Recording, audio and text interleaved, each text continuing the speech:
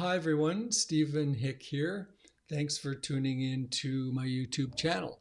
Today I want to talk about no self and take a slightly different viewpoint of it. Just give you another way of thinking about it.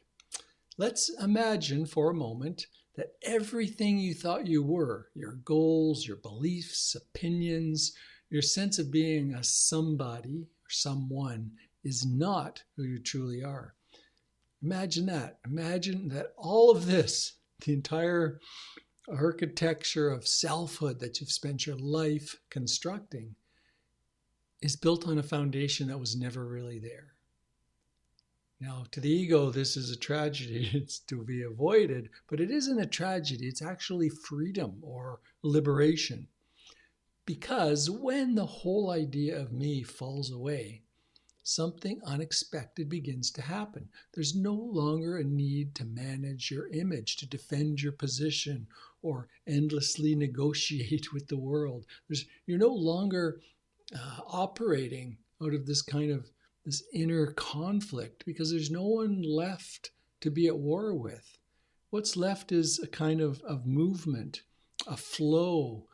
Some call it the Tao, some call it grace. But it's not philosophy, it's not some higher moral code.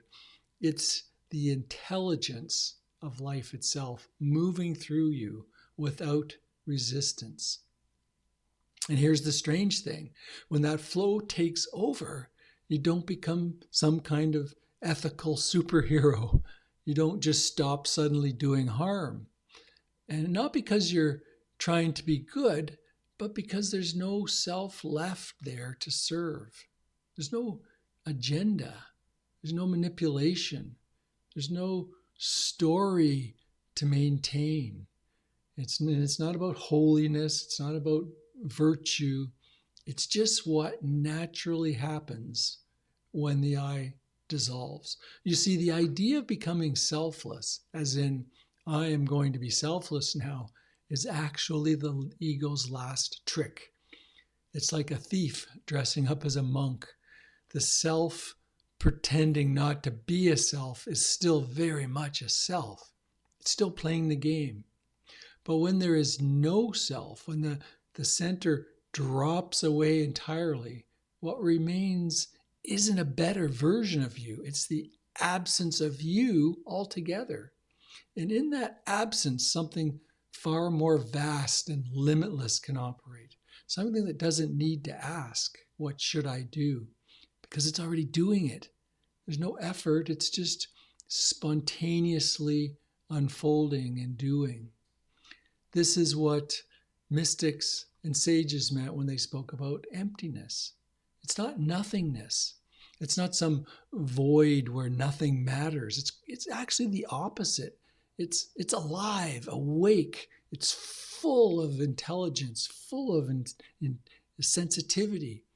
Everything is arising. There's thoughts and feelings, sensations, movements, all appearing and dissolving with no one behind them pulling the strings.